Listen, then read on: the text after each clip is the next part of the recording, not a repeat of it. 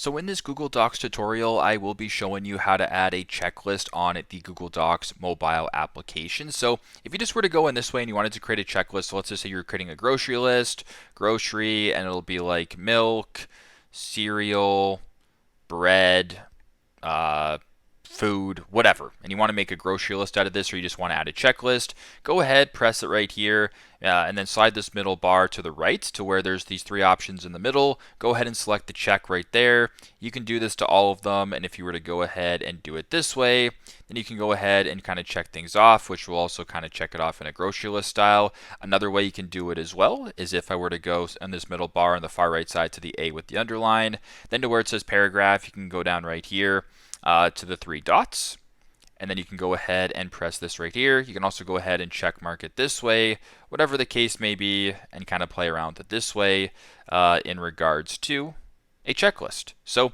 that is how you guys can add a checklist on Google Docs, the mobile application. Thanks again for watching, and I hope this helps.